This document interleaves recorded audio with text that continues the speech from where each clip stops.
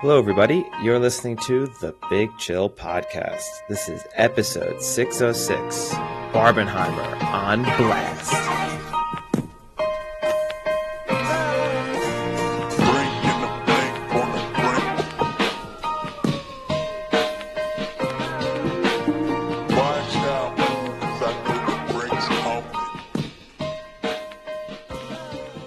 Hello, Big Chillians. Welcome back to the Big Chill Podcast. I'm Frank, joined as always with Eddie. Eddie, you are really practicing what you preach, and I can tell you've really stopped drinking. You're not going out. And you're trying to lie to me and get video proof that you're not drinking. You're trying to get video proof. I'm not trying to do anything. No, you said prove it to me when I called you out on the I'm not drinking, and then that next day you were out till 2 a.m, and then the next day you're also drinking margaritas, sunny side with bacillus. Frozen margaritas, I'll have you know. Oh, Frozen passion fruit margaritas after we had gone to see the Barbie movie. So I guess we'll save that maybe for when we get onto the Barbie movie Oppenheimer discussion. I guess a little later. Yeah, later in the episode, because I suppose for those who haven't seen it, there will be some spoilers involved. We can try and avoid most, but we have both seen both movies now. I'll say this. We can't really spoil Oppenheimer. Fundamentally, yeah, true. Maybe you're totally unfamiliar with either the Manhattan Project or the life of Oppenheimer. I get that, but we kind of can't spoil the movie. Barbie, we could kind of spoil, yes, but we'll try and avoid that. But Oppenheimer, I guess we can speak pretty freely about because, you should have some awareness as to what the major plot points are in that movie. But first, I guess we can start with some sports. Yeah, it was nearly a really good day for me today. I woke up this morning and I tuned in to watch the Women's World Cup, the U.S. women against Portugal. I knew this is what you were going to start with. I knew it. And they were so close to being knocked out in the group stages. Portugal hit the post in injury time. Had Portugal won, it would have knocked the U.S. women out. And I don't really care what happens. But as I said a couple of weeks ago, after that TV commercial already looks bad. The fact that they came within a sort of an inch or two of being knocked out in the group stages, the who can beat us TV commercial does not look great. Well, I mean, considering too, they had a 0-0 draw and a 1-1 draw, and their only win is against the team that let up 37 goals. Yeah. Thailand, who lost 7-0 today. Yeah. No, it's they don't look great, but still ultimately it does just feel like, as it often does with very good teams, that they will, over the course of the sort of knockout stages, figure it out. And they are a very young team, and also a team with a lot of transition in their roster. So yes, they've played together a decent amount, but they haven't gone through multiple World Cups, like the team from the last World Cup had pretty much been almost an identical team to the World Cup before. Like this is a predominantly new roster for them, so that will definitely help them, just making it out of the group stage and having more opportunity to play together, and maybe get a good draw and get a good win under your belt and then kind of cruise from there. But we'll see. They don't look spectacular. I've watched about 1.5 matches and they don't look that great. No, they're making heavy weather of it, but yeah, it's I mean it's a great day for you too, because it's the start of Glorious Goodwood. It's your favorite moment in British horse racing. So we both nearly had dream days. So hey, you didn't mention the England women's team though. I did watch them beat China. Yeah. I stopped when I got to also advanced. I stopped when I got to 5-1, so I don't actually know if they scored again. But yeah, they won all 3 of their group stage games, which I think surprises people slightly, because obviously, even though they're coming in as European champions, they're also missing a couple of key players, and I don't think expectations were maybe as high as you would expect for sort of defending European champions going into a World Cup. But so far, so good, and we'll have to see if that can continue. Yeah, it's tough to actually watch any of the World Cup here for me, because most of the matches are because they're women. midnight or 3 a.m. No, I would definitely watch them for sure. No, Like I if they just were had on. to. I just I'm had to not go like for the. you, you know. Hey, I don't know. I don't. Again, I'll say I don't. The standard of international women's football has increased significantly over the last sort of 10 or so years. There was the period to me where obviously it was only really the US which had a professional version of the game, and so you just had sort of a cakewalk for the US women's team against 95% of the nations out there. I still think, and there's there's no reason to compare it with the men's game, nor is there anything wrong with, I guess this is sometimes the frustrating thing when you talk about women's sports at times. There's an unwillingness from some huge fans of the women's game to admit that anything isn't perfect.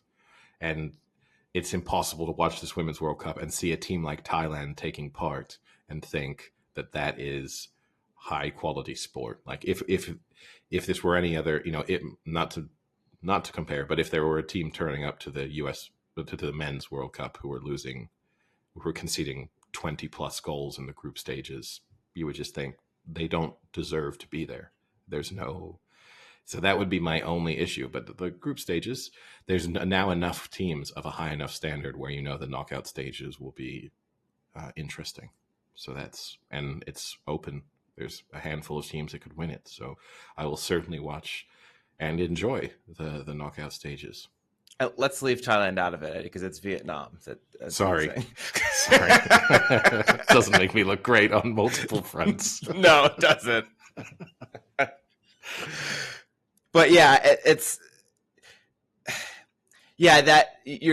I think you see that a little more in the women's game than the men's game, like this disparity in some of the teams. So the Philippines are a unique example where the Philippines is actually, I think I saw it was out of the 25 members, 22 are American born players. And, their stat line is 1-8.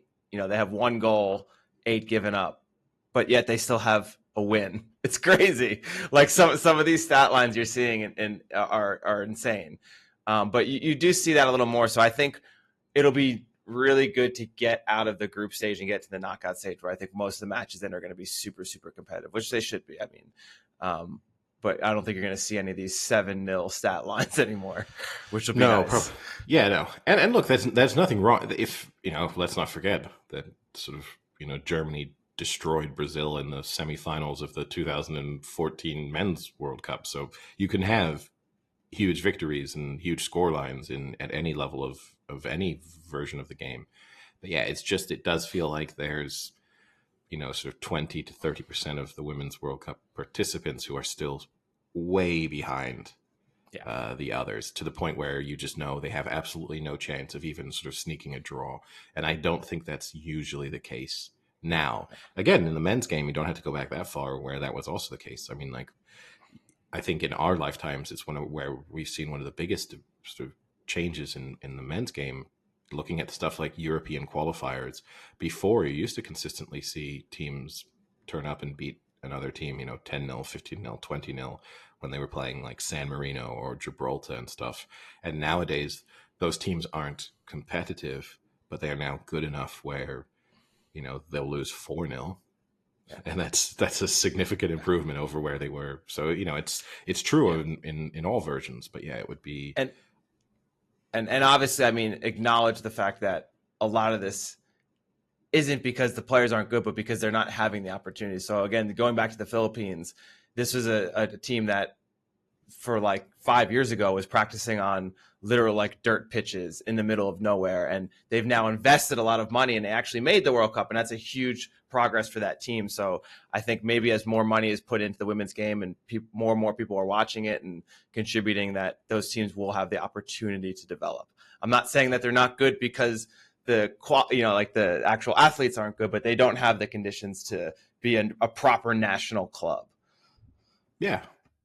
Yeah, no, and England is a great example of that. The investment that's gone into the women's game in England over the last 20 years is now paying massive dividends. in terms of both the quality of the play and the players, and also the success that the nation is then having, which again was kind of inconceivable 20 years ago for the most part. So yeah, but anyway, we'll see. We'll stay on top of it as the knockout stages progress. I guess we can do a quick maybe Ashes wrap up before we move on to other things. Obviously, the Ashes, the fifth test finished yesterday with England managing. At one point, looked as if they were not really in a position to win. They went into day 4 in a dominant position, and in a then position to win, then not in a position to win. And then by midway through day 5, it started to look as if maybe rain was going to save them from a 3-1 defeat in the series.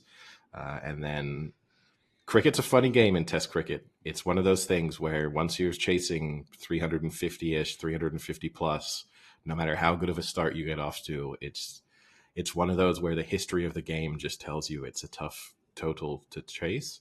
And once Australia started losing wickets, they were basically bowled out for 200 on the final day, because if you sort of take away their 130 something not out that they were overnight, so it kind of, and in the end England won rather comfortably by 50 runs, which didn't look like that was going to be the case. The really big talking point, I suppose, is Stuart Broad, who announced at the end of day 3 that this was going to be his final match in professional cricket. Got a dream ending with both bat and ball. His final ball he faced as a batter, he hit for 6, and the final ball he bowled as a bowler, he took a wicket. So I'm imagining he's the only person in international cricket who can say that. I mean, it's quite a way to finish your career. Yeah, I tried to briefly look up that stat, like I had no idea you were going to actually say that. It is an impossible kind of stat to kind of put in and search for. So I was not able to look at that, but I can't imagine a better way to go out. Well, let me phrase that. The only way that could have been better was had was it the 4th test not been rained out, and I think England would have won that, and this would have actually won England the Ashes. That would have obviously been the greatest way he could have ever imagined to go out, with a 6 and taking a wicket and securing England's victory in the Ashes. But regardless of that, it is a pretty amazing way to go out. And you could tell the emotion. He was super excited, and then the tears hit in the eyes about 30 seconds after celebrating. Like, you could tell how much it meant. Yeah, no, and look, Test cricket means a lot to him, right? It's both based on his style of play, but also just his sort of the types of the game that he loves. He's kind of a throwback as a player who hasn't chased fortunes trying to play franchise cricket around the world. He's been an incredible servant to England's Test team, and in a sense, I think that's the kind of sad thing in a way, is there's not many players like that around anymore. And we are just shifting towards players who will travel the world playing 3 weeks of a time to for the highest bidder. And he cared greatly about playing for England and about Test matches and about the Ashes in particular. And there are not many of him left like that. So that's a little bit of a shame. And I've not always been Stuart Broad's biggest fan over his career, throughout his career, although, to have 600 plus wickets, I think he finished on 604 or something like that. It's a remarkable achievement for a fast bowler, and just the number of Test matches he played as well. It's incredible. I guess the only thing I will say, and I'm not a huge fan of announcing, I don't like announcing retirement ahead of time in general. And I certainly didn't like the move. It looked like when it looked like England might have blown the Test match, or were in the process of blowing it.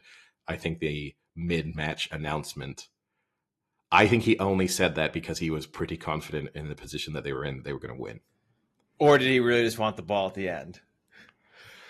It did definitely guarantee that he was going to get to bowl probably a longer spell to try and get a wicket. How long can you pull that? Can he like come out of retirement and then like next big series, it's like, this is actually my last series. Give me the ball. Yeah. Yeah. But yeah, in general, I think as an athlete, I don't like this is my final season announcement. And then the sort of, celebration tour that you kind of then have to go through. What about privately to your team? Yeah, privately it makes sense because there's a certain degree, certainly within Test cricket, I think it's less important because yes, England will have to be having certain plans in place for a future without Stuart Broad, but I don't think they have to. It's not as important as like a professional sports team where you really have to think about signing players, trading for players, whatever that is. I think in the international game, that's less of an issue.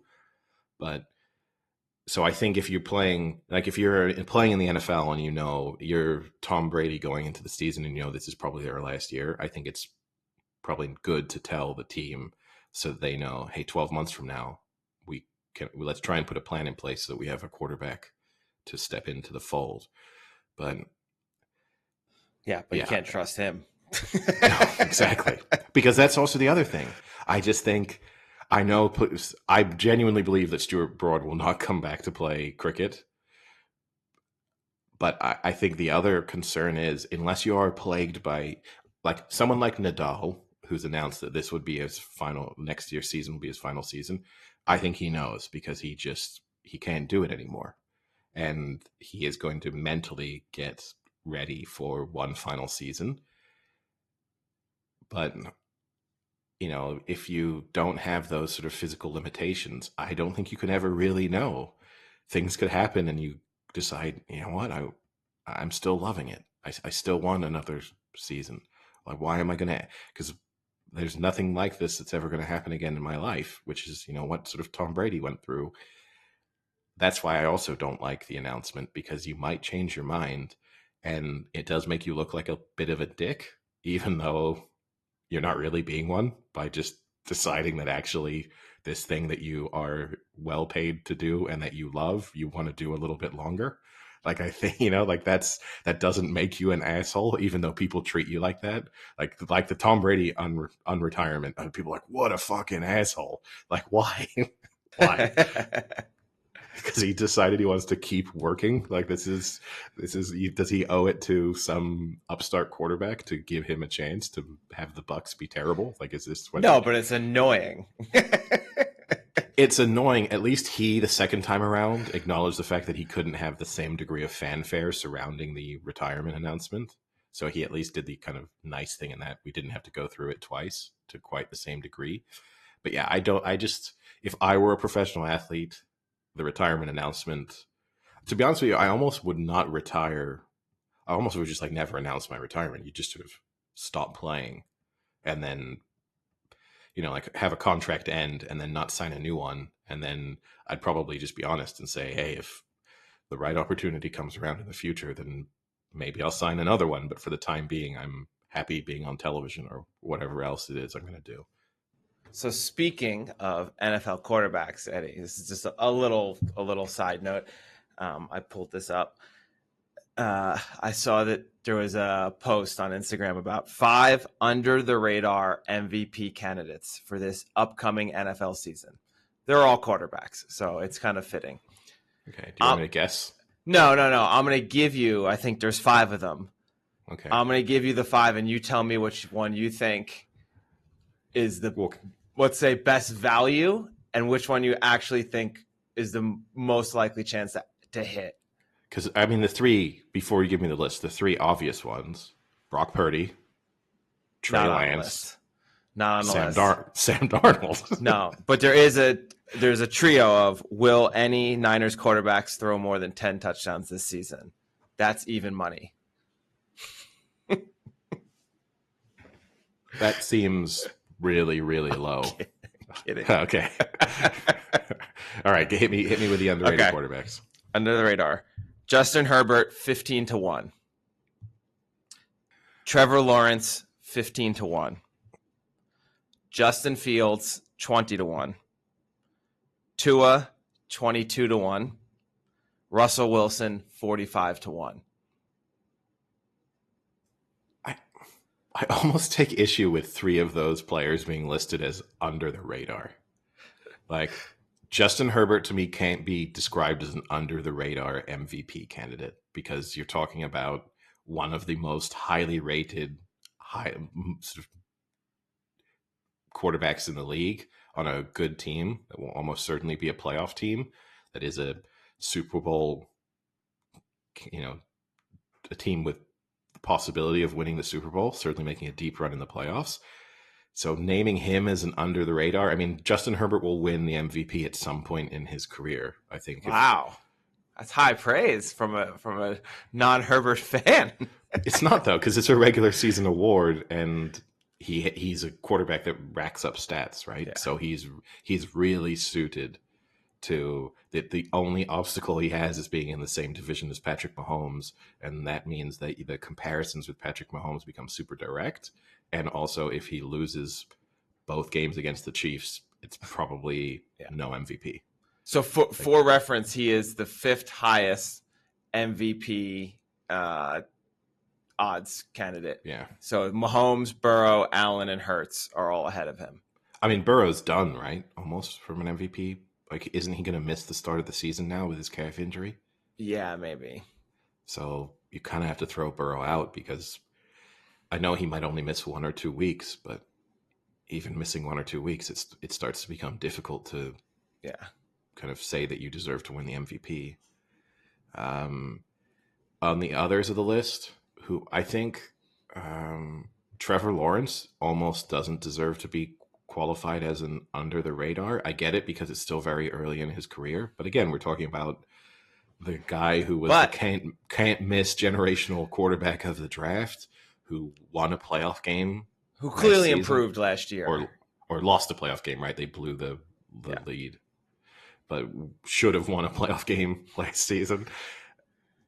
But as you mentioned off podcast, he will be on a team that will win that division. Yeah, he's definitely going to. They have a super easy division. He's going to put up a ton of stats. They're going to have a great record. So, to me, what was he? You said 15-1. Yeah, I'd rather have him at 15-1 than Justin Herbert at 15-1, just because I think you can kind of lock. They have a strong case for possibly finishing the season with the best record in the league, which then ties in nicely with winning an MVP award. Yeah. Justin Fields is an insane one. That's just not going to happen. Like, that's 20-1. Terrible. 200-1 wouldn't even tempt me. Now, how crazy is it? So for the record, I'll go back. I didn't want to correct you because I didn't want you to go against Justin Herbert, but the Jags beat the Chargers in the first round. It was the Chargers and then lost to the Chiefs. Yeah, it was the Chargers who blew the big lead. Yeah. But then you could also say they blew against the Chiefs because they actually had them. Not had them, but were in that game.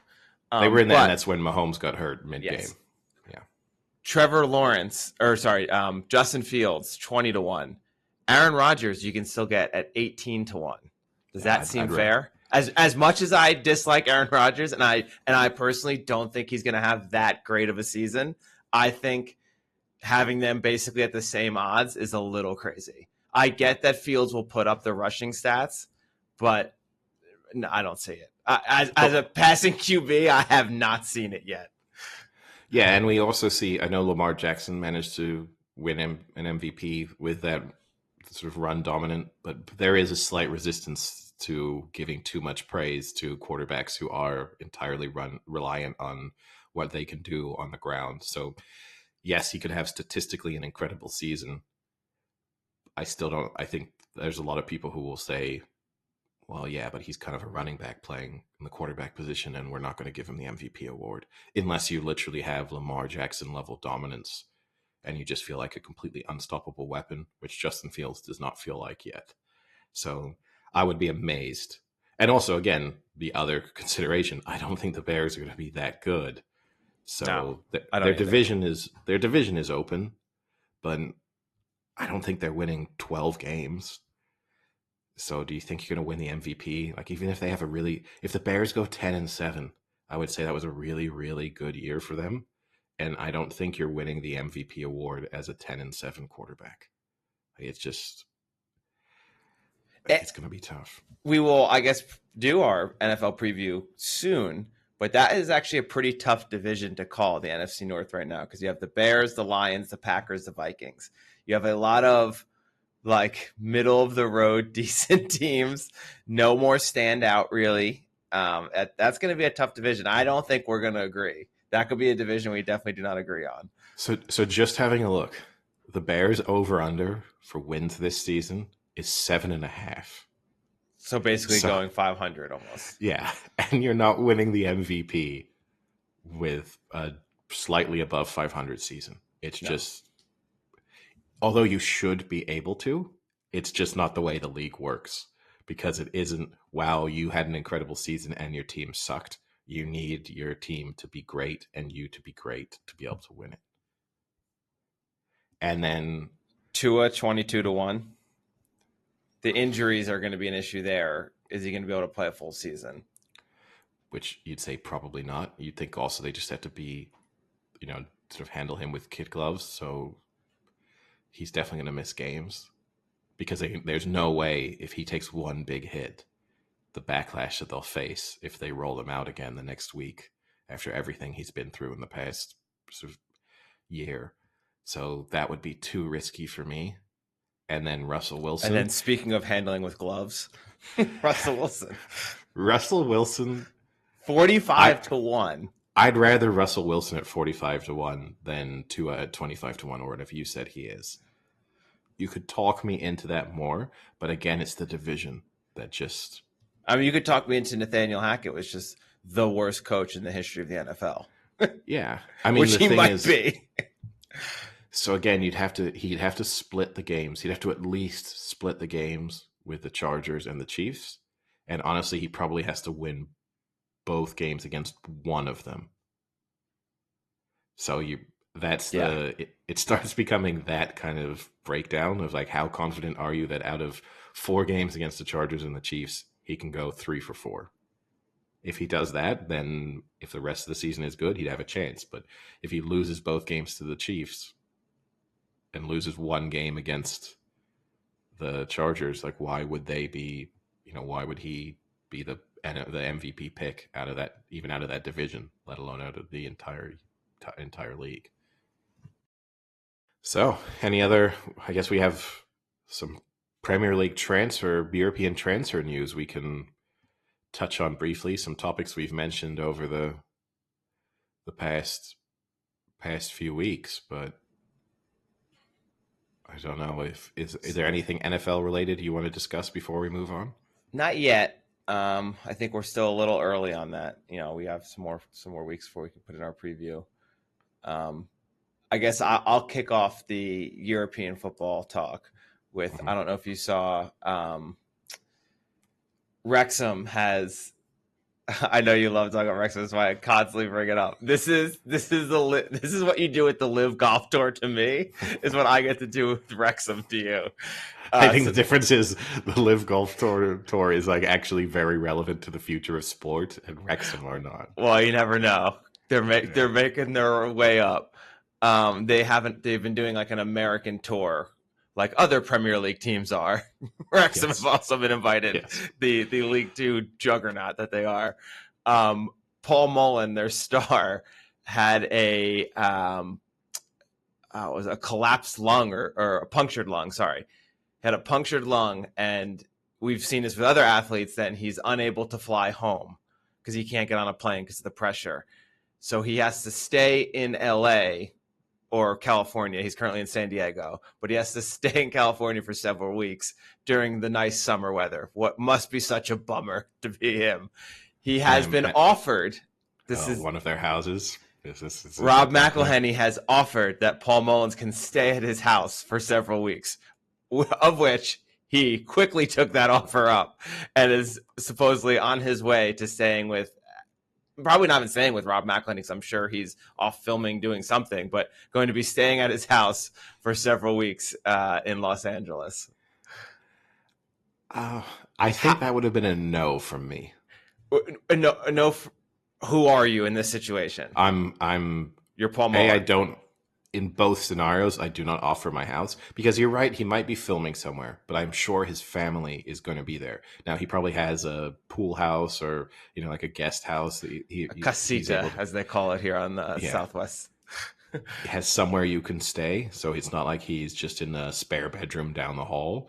But I would not offer. I would offer instead, hey, of course, we will get you a very nice hotel. And same if I were him, I would say, no, I don't want to feel like I'm imposing. I guess the tough thing if you're him is you don't have that type of money where you can just turn down that offer and then get yourself a nice hotel. Yeah. And then you'd have to think, if I turn this down, who's paying for me? And how much are they paying? Like, am I finding myself in a kind of... But because they have such a PR machine behind them and want to make it look as if they treat all of their players like... I'm sure Hotels.com will sponsor it or something. Probably. They'll be like, oh, what an exciting story. We can have Paul Mullen exploring LA as part of the next season of the TV show. So now let me change the scenario slightly. What if it's Ryan Reynolds who's invited you to his house for a few weeks? No. Oh, really? Oh, I 100% take that offer. Ryan Reynolds would tire on me so fast. They would just be, after a while, I'd just have to ask him to please stop being Ryan Reynolds. I would do both, I think. The difference is Paul Mullen is actually kind of old in football terms. Yeah. But so are they. Yes, but I think if you are a little younger of a guy and you're like, I can stay with Ryan Reynolds for 2 weeks and kind of like pretend I'm a LA celebrity, I think I might take that offer up. Maybe you're there for 2 weeks and there's like a party there 1 week and you get to hang out at a party and see other celebrities. He's 28, turning 29 this year. So okay. He's not exactly ancient. I get it. Here's the other thing is I'd have to know exactly how long this is for. Probably, I would say 2 weeks. Because there's part of you that says you kind of can't turn down the offer of staying with, like, what a cool part of your life story to be able to say you stayed with. I mean, Rob McElhenney is not an A-list celebrity, but has a nice house. I've seen him on the show. Yeah, he's trying desperately to be an A-list celebrity, so he's A-list adjacent. And, Ryan Reynolds, it's one of the larger movie stars in the world. So I think the Ryan Reynolds you can't turn down. If like a top 3 to 5 movie stars in the world invites you to stay at his place for a few weeks and just hang out, I don't think you can turn that down. Top 3 to 5 might be generous in the Ryan Reynolds movie star rankings, but I get your point. Let's call him top 30. And, wow. He's not top 10. I think he might be top 10. In terms of recognizable names? No. Not like in terms of like the quality of the movies. Sure. Because, I mean, for example, like The Rock is higher than him, but I'm not saying The Rock makes better movies. Maybe someone's I don't stay at. That could be the one. Now, he would tire on me in 5 minutes. I'm amazed that you would say that. I would have thought the prospect of like working out with The Rock for 2 weeks would be enough to get. I know interested. That you're right. That's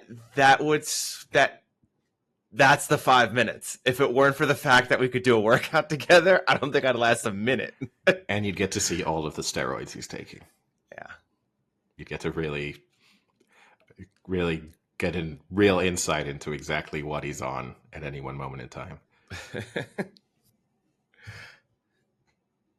No, wait, I want to do one more. What if it's someone like I'm going to start throwing a random name out, like Colin Firth. What? Were you thinking Colin Farrell there? And he threw him Colin Firth? Really meant Colin Firth? Like a very good actor, like extremely, well respected as an actor, but just like older, probably not very much fun. He's not partying every day. No, I mean, okay, there is another element here, right? He does know them. So this isn't just a random actor offering you to stay with them. Like he has some kind of relationship with them. So in this scenario, I'm semi-friendly with Colin Firth. Yeah, he is a major investor in a company you work for, and Okay. you've met him at like 4 or 5 company retreats. Okay. It's still it would be a no. He's a huge Rovers fan. It's still a no. That's how you've connected. You found out Okay. that he's a Blackburn supporter. You've talked at the retreats about your And love for has Blackburn. okay, can I throw in them what seals the deal?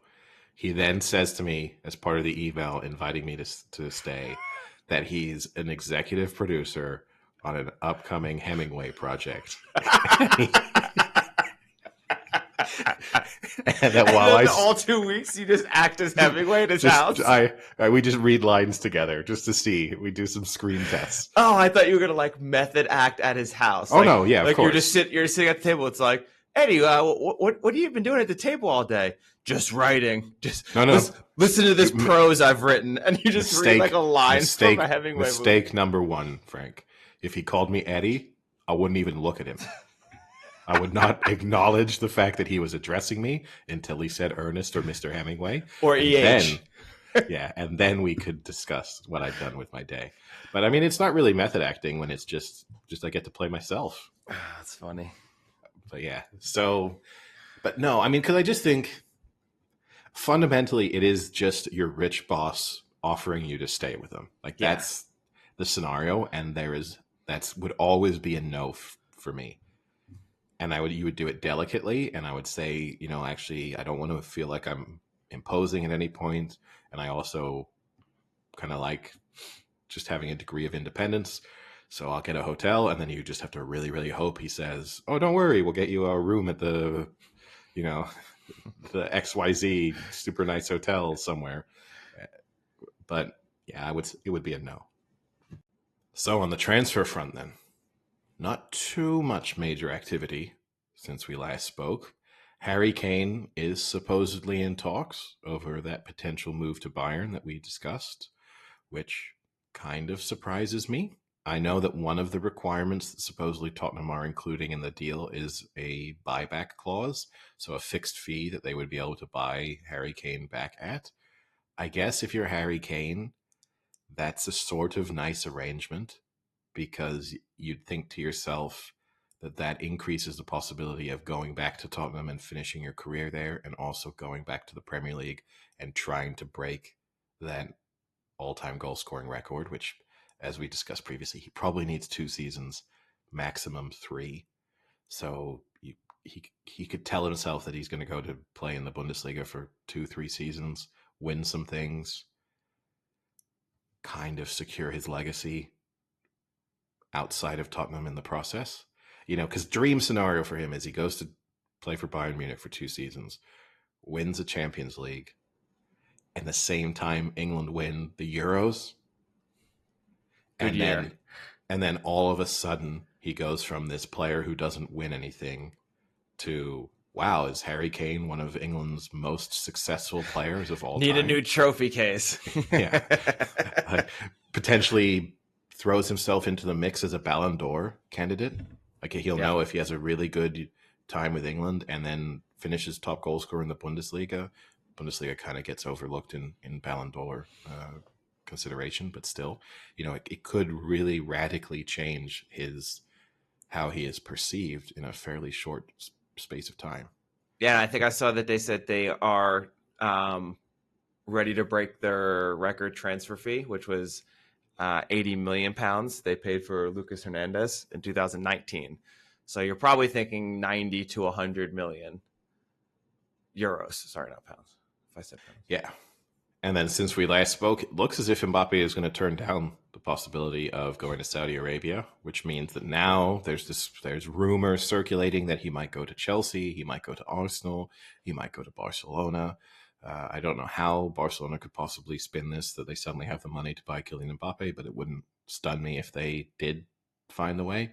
And instead, Al Hilal have turned their attentions to Osimhen from Napoli. if he goes there as one of sort of Europe's most highly touted younger attacking options, Wonderkid. yeah, who doesn't have the Mbappe weird situation of a year left on his contract, and like there's a way in which it could have potentially made sense for Mbappe for a single season. You'd feel with Osimhen that he probably ends up staying in Saudi Arabia. That would be a real shame, I think. Okay, huge money secures the future for multiple generations of his family in the process, but you pass up any opportunity to really prove yourself as a very talented player. So it would be disappointing if he decides to do that. I saw Fabinho also is going to Saudi Arabia. Yeah, I mean, look, there's some big clubs in getting, they're, for as much as a lot of the powerful clubs in Europe will complain about Saudi Arabia coming in and throwing some muscle and some money about and making it difficult for them to sign players and increasing the prices on everyone. There's some clubs like Liverpool with Fabinho getting sort of saved a little bit by these clubs coming in and being willing to spend money that they would have got from absolutely nowhere else for a player who at this point is, they're starting to phase out of their team. So, they can complain a little bit, but they can't complain too much. But it'll be interesting to see what happens to all these players and what the future of the Saudi League looks like. It wasn't that long ago that there was an exodus to China, and that didn't last very long. So we'll see if Saudi Arabia manages to come up with something a little bit more sustainable, but I doubt it. So, is it time for the movie discussion? Do you have any other final sporting topics? Well, I think, it's a good segue because I think the Barbenheimer craze that's going on right now and the amount of money being poured in for people watching these two movies, I honestly think is slightly due in part to the fact that people have nothing to do sports related on the weekends. I mean, there's not even any big tennis tournaments. There's no big golf tournaments. They could not have picked a better weekend to open these two movies than that weekend, because there's literally nothing else besides your family obligations, but there's no major sports for anyone to just stay home and watch. And it's obviously most crazy in like Los Angeles area. I've heard people were unable to get tickets for over a week for Oppenheimer and for Barbie. But we went, so I'll give you my experiences first before we talk about the movies. I saw Barbie first, and for you especially, I know but for maybe the listeners who don't, I was full in on Oppenheimer. I mean, it's got everything that Frank could like in a movie. It's got science, it's got Christopher Nolan, it's got Matt Damon, it's got I like Emily Blunt as an actor. I know you don't particularly enjoy her. Maybe personally, but I find her more annoying as a person. Yes, it's less so from her acting. I've enjoyed a decent number of things that she's been in, but it's more her and John Krasinski consistently telling us about how special and amazing their relationship is. I think it's more about, so I don't want it to come across as me being a misogynist, and I dislike both of them. And again, I like lots of stuff that John Krasinski's in. I like The Office. Yeah. So, that's probably about it on the John Krasinski things. And I like A Quiet Place. Yeah. We've probably exhausted the positives on his career for me mostly. But yeah, it's them as a couple I do not need to ever hear about again. Yeah. So I've been waiting for Oppenheimer for a year, but I actually did see Barbie first, partly because I was so dead set on having to see Oppenheimer in IMAX. And there's obviously not as many showtimes because there's only one IMAX theater in all of Tucson, which is pretty standard. I mean, there aren't many in the country. I thought about going to see the 70 millimeter IMAX, which there's only, I think, 15 in the entire country. And there's one in Phoenix. It is sold out still all week this week, basically, except for the front row, which you'd have to be a psycho to take a front row IMAX seat. For every showing, even 10:30 a.m., there is no seat but the front row seat still, which is crazy. So unfortunately, I couldn't do that. I just saw it in normal IMAX. But I did see Barbie first. We went with a group, so there was about 8 of us that all kind of went together to go see Barbie. The theater was still sold out. I think it was a Thursday night, or no, Saturday. Actually, it was a Saturday night. Sunday night at like 6 p.m. Sunday at 6, completely sold out still. And then I ended up seeing Oppenheimer at a 10:30 a.m. showing. I was the youngest by half, at least. The next closest person had to be 70 in that theater, but did see it in IMAX. It's a tough, but I mean, the thing that will lead to the Oppenheimer showings at early times being so popular too is the length of the movie, as you and I discussed. Yeah, like I went to see it; it was a 9 o'clock. No way. Time, which means couldn't have it done means it. Actually, the movie probably started at like 9:20. Yep. Once all the previews are done, because that's not, here they don't list. It's not like, oh, previews start 20 minutes ahead of time and then the movie starts. It's no, here previews are same here. Yeah. Previews are starting at 9. 25 minutes you have to add to the runtime in America. And I will. So I guess before. Should we start with the movie I am more positive about or the movie I'm more negative about? I just want to know, what order did you see them in? I saw Oppenheimer first and then Barbie. Okay. But not Oppenheimer and IMAX, right? Just both standard. Both standard, yeah. Okay. And I will say, I guess the one thing I can say is I saw Barbie in a much nicer movie theater. Okay. With much more comfortable seats. And that was definitely that wasn't an intentional choice, but that's definitely the wrong way round for the 3-hour movie to be in the less comfortable seats. Yeah. So I have to factor that in slightly to maybe my enjoyment of about the last 45 minutes of the movie, by which point I was starting to become sort of sympathetic to the people who had the bomb dropped on them. So what's comfortable in Paris standards? So comfortable here is a fully leather reclining chair. I don't want to be in that anyway. I know. Yeah, you say that until you sit in it. I don't recline. I don't actually recline, but the fact of being in a nice cushy chair is much better than being in like a chair where I can feel a spring up my ass. This was this is a genuinely very comfortable movie theater. Modern chairs and stuff, very, very nice. Air conditioning. Like super okay air conditioning. Okay. It's France, right? So you're not it's not chilly, but you're not warm. Okay. But yeah, enough space, like nice leg room, sort of wide enough chairs that you can kind of pick a nice position and kind of shift positions a little bit throughout the movie, which is also nice. Actual cup holder, which I know that will blow people's minds in some countries, but I saw Oppenheimer in a movie theater that did not have a cup holder. That's insane. Which you're then having to in the dark. Do you live in a third world country? Where are you? Did you have to turn the projector on? In the dark, try to figure out where your drink is, reach down. You kind of feel like a little bit of an asshole because that's disruptive for everyone around you while you're kind of trying to get that drink, which you have to have in a 3-hour movie. There's no way I can't just not drink for 3 hours. And so, yeah, but still, I don't think this tainted my enjoyment of either movie significantly, but it is a factor. So before we get on the movies, that's actually a good point. I have a weak bladder once I start drinking, and in America the cups are just enormous, so you have to get the large drink because it's just you're getting so much value and you don't have to refill it. But I had to also get a snack, which I normally don't. So if I go with someone, they usually get like popcorn or whatever, but I'm not a huge popcorn fan. I'll eat some, but whatever. But because the movie was so long, I knew that I had to buy a snack. So I had to pick out a somewhat reasonable snack. I didn't want to get a 1,000-calorie pretzel that they sell at AMC. So I got nice chocolate dipped almonds or something like that, because I knew I wouldn't last 3 hours.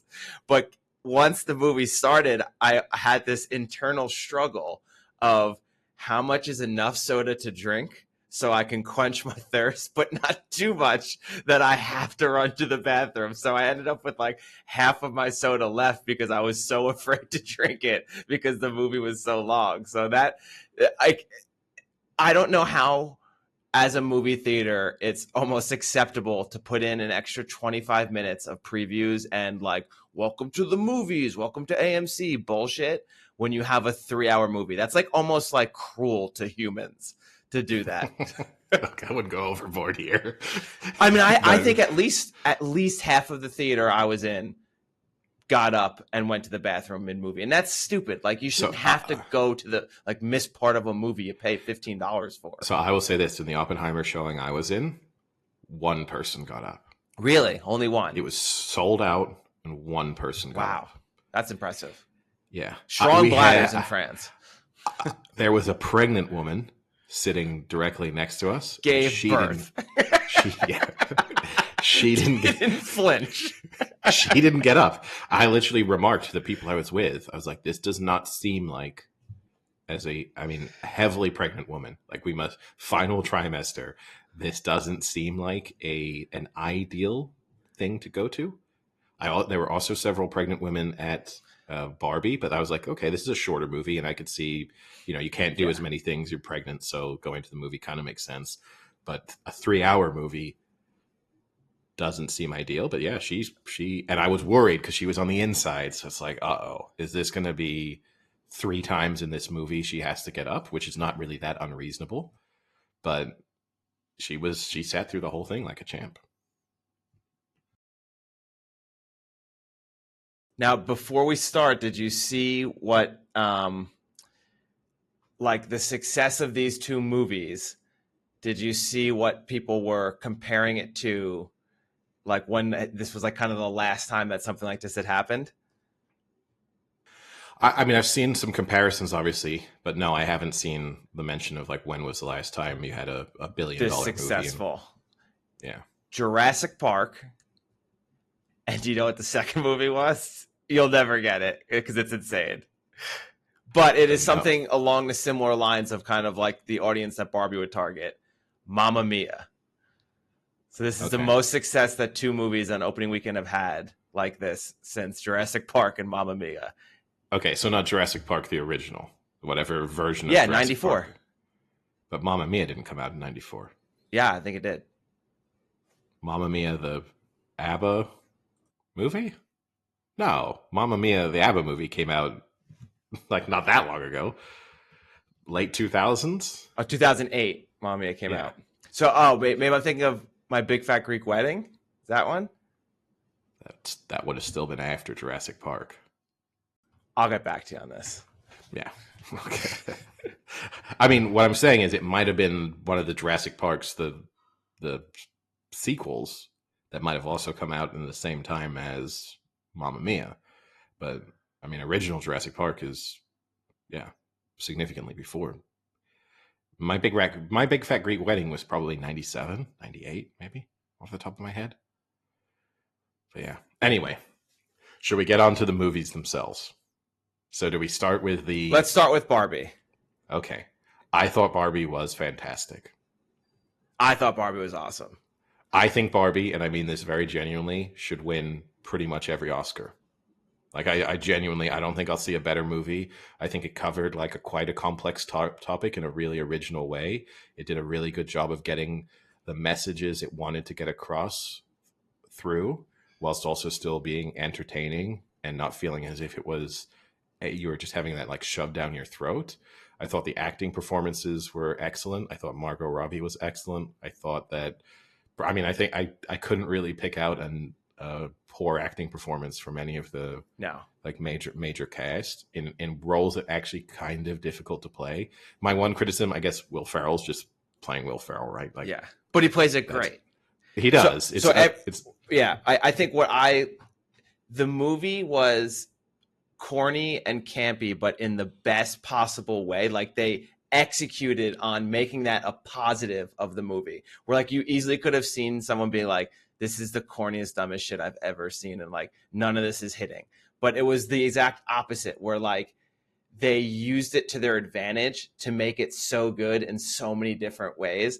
Like, just a random one, for instance, the way sometimes Margot Robbie moves her body like a doll in certain scenes was like fucking hysterical. Like, I thought it was so good how she did it some of the times. Like the time when she starts to cry and she goes from like a 90-degree position to like a straight 180 and then like rolls her body over. Like, it was done so well, and you could have made that so bad, but just all those little things that could have been so annoying were actually really funny. Yeah, no, I thought it was genuinely funny. But again, I also think too, there's no part of the message that it's trying to convey that I disagree with, right? But you run the risk that it could have been. I think even if you are one of those people going into it being like, I hate feminism, like, oh, what are women complaining about? It also acknowledges some of the struggles of being a man through the Ken Yeah, character in in a today's way society. in today's society, Yeah, which so you kind of walk away being like, all right, they weren't just victimizing women and saying how easy it is to be a man. They also acknowledge that actually there's some complications in that respect too. I watched the movie with Vasilis. did he didn't get it. He did have moments he was laughing at like things where I was like, I'm not sure why you're laughing at this particular. Like he's a very vocal movie watcher. He just talk to himself kind of during the movie, which is interesting.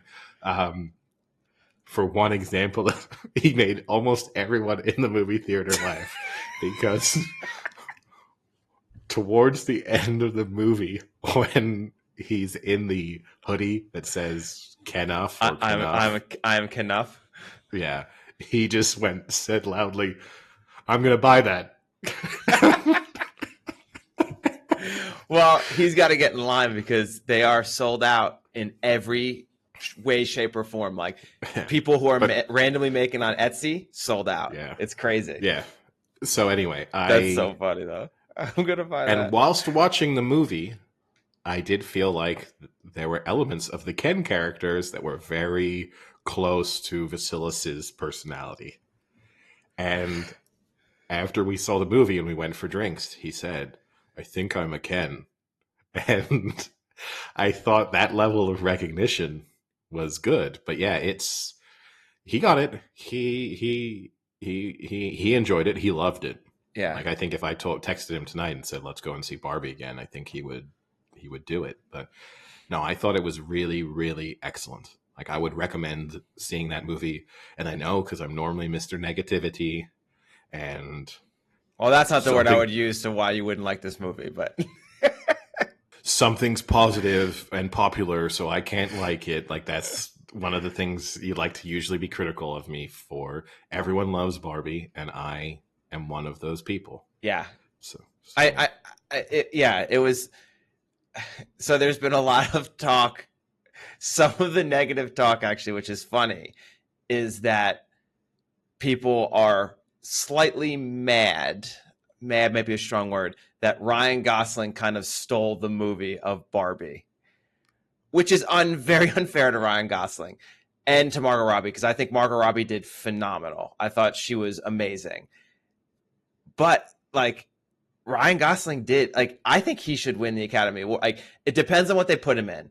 If they put him in Best Supporting Actor, then I think he hands down should win this as of now. You know, who knows what's going to come out, especially with Killers of the Flower Moon. You know, there's 1,000 people in that movie, so who knows? He's not going to win anything. I think I think he might. I think they're going to win a lot of awards. I think they're going to win some awards. They're going to win a lot of awards that you don't really care about. But even then, I think they're going to struggle because they're getting praise, for example, for the costumes. But like, are you really telling me that when people go to vote and it is them up against something like Oppenheimer or some of these period pieces that are I know you're saying this now. Let the dust settle on the Barbie love and let people really go, am I really voting for those are where they might win. And they might win, like the songs are getting praised. So they might win, best score, or they might win like a song within the movie might win an Oscar, but they are not taking home the sort of prized Oscars. It's not going to be. It will be nominated, but I think it'll be nominated for Best Picture.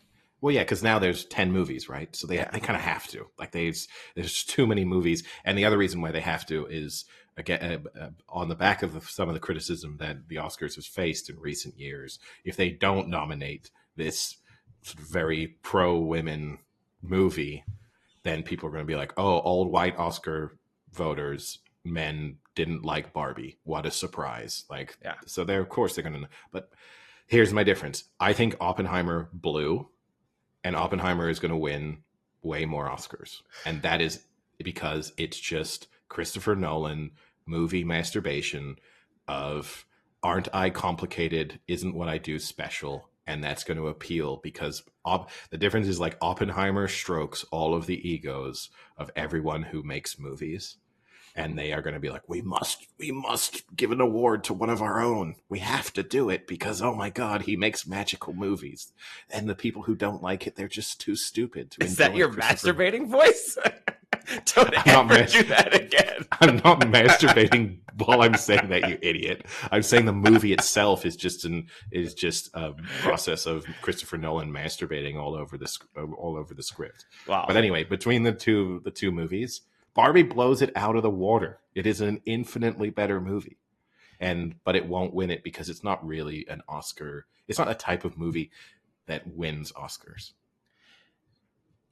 I think it'll win some, and maybe that'll change the tide. Maybe Barbie will win a few that most people don't think it could, and then maybe that'll make way for more movies like that. But some of the other positives, Michael Cera, who continues to baffle me as to what he's going to do as he ages, is amazing in this movie. But I still don't know, like, what is his role? What roles is he going to be able to play? Well, he has this role. He is like Will Ferrell. Again, this is where But I also really enjoyed the Michael Cera performance. Amazing. But again, this goes back into my overall argument of I don't think most actors are actors. He's just Michael Cera. And if you have a part that you need Michael Cera for, the kind of awkward, deadpan will like deliver that, he will nail it. And he nailed it in this movie. But again, like, do I think that's...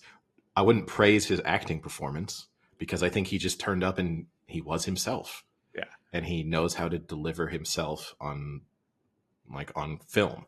But he's...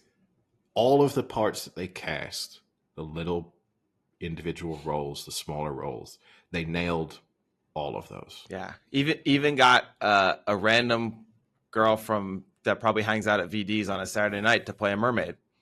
Yeah, exactly. Unbelievable. That's a joke that no one but us will get. But yeah, and I don't fucking care. Dua Lipa, yes. And here's where I also compare the differences.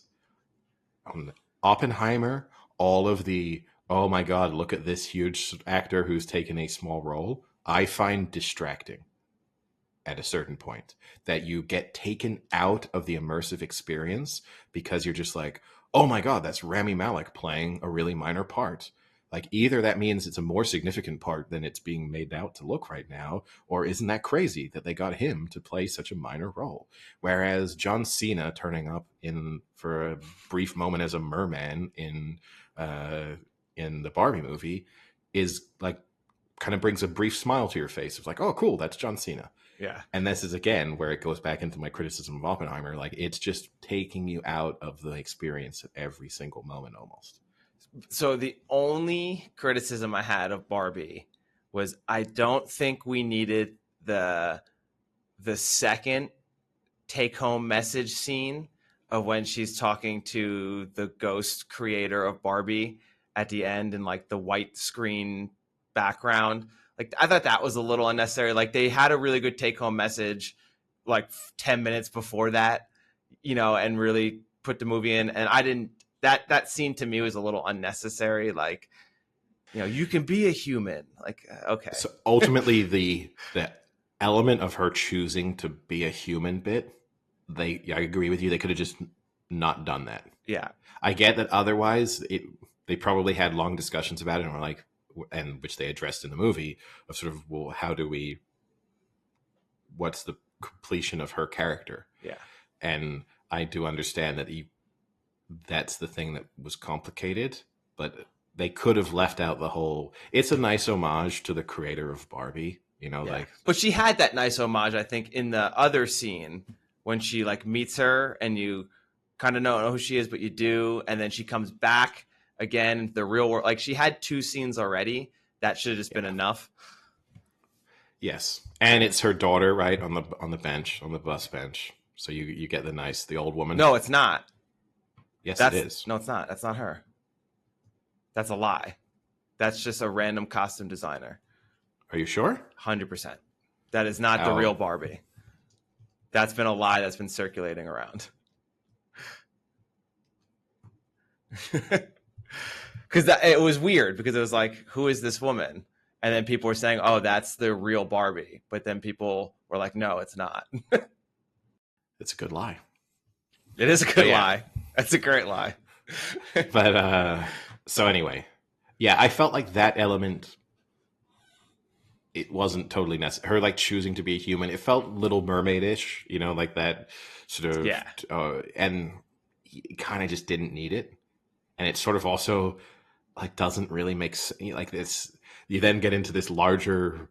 You're obviously ignoring the complexity of this fantasy world and exactly how it's sort of structured, but then it does make you think like, oh wait, so all of these Barbies could just like choose to be real people, and then like what happens to the dolls they represent in that case? Sort of, you know what? And I don't know if it wants to leave you with that sort of longer bit of thought and consideration. But yeah, excellent movie, really. But I think that shows you how good the movie is when, especially honestly, someone like you doesn't even think to nitpick like wait, so let me get this straight. The plot of this movie is that there's a doll in the real world that's represented by a real but not real entity in a fake world that can then travel through some time space continuum on, like, you know what I mean? But like the fact that everyone just like, oh yeah, it's goofy, it's fun, like that just shows you how good that movie was. But also too, because it acknowledged the absurdity. Yeah. Which it did a very good job of doing that in a non-annoying way. Of really just being like, yeah, oh, this makes no sense. Yeah. And Will Ferrell's like, it always starts with roller skates. Like, that's great. I mean, I guess the final point I would have on this, and she probably doesn't deserve to just get overly criticized for a movie that she ended up not being in, but this would have been unwatchable with Amy Schumer. Completely different movie. Like the whole plot has to be entirely different, right? Because the idea that Margot Robbie is the sort of perfect Barbie goes out the window. So then she has to be a sort of different version of Barbie. That's not with a criticism of Amy Schumer, but you know, and also I get the fact that part of the criticism of Ryan Gosling kind of stealing the movie because he's the more fun character. He gets to be funnier for longer than the Barbie. That would have also presented an issue if you had had Amy Schumer, because it would have felt like they probably would have needed to create a movie where she is funny more. And then it probably would have you would have had too many wacky characters, where in a sense, Barbie is kind of playing the straight role in the movie itself. And everything, all the crazy stuff gets to happen around her.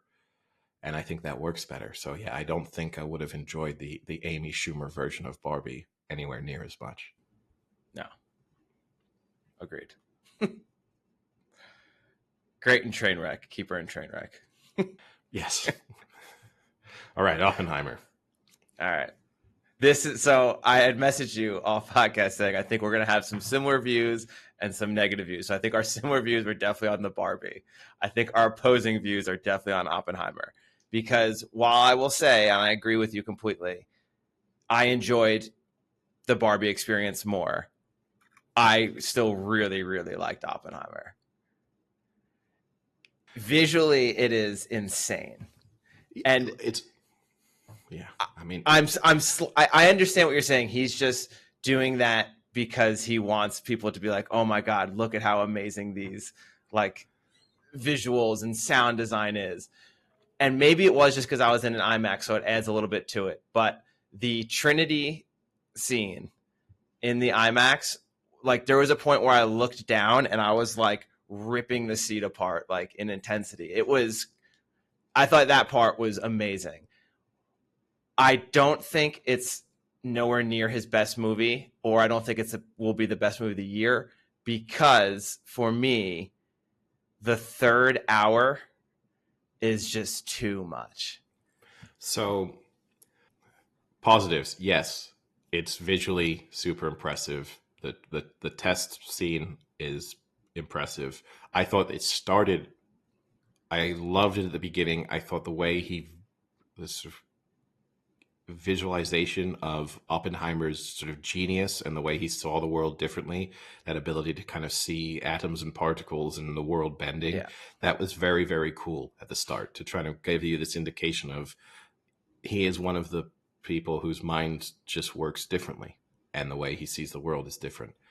Yeah, like he That was, sees it like an artist, like with the whole Picasso scene. Like yeah, he's a scientist from like an artist point of view almost. that's all cool.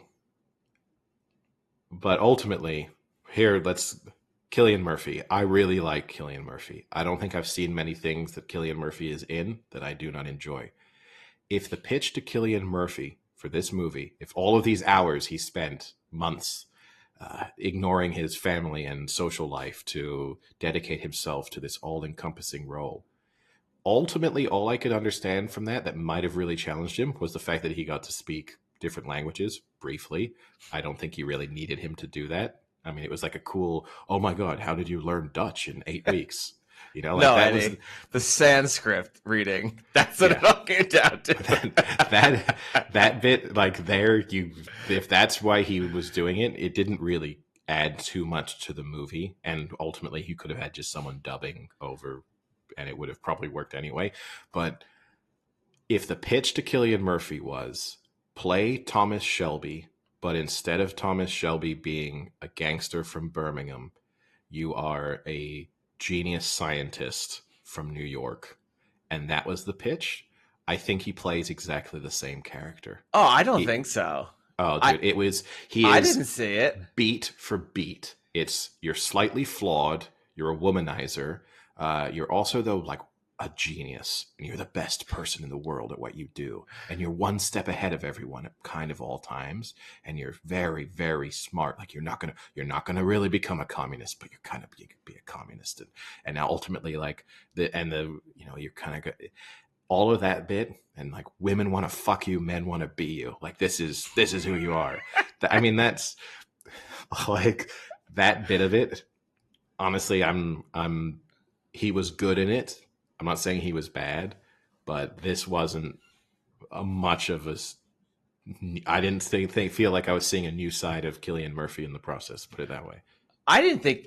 See, I didn't read that portrayal as. I didn't see Thomas Shelby in that. I thought it was kind of someone who like, because I forget who makes the comment where it was like, no one knows what you're thinking. Like you don't even know what you're thinking. And I think he portrays that really well. Where like there's times where like it's really important scenes.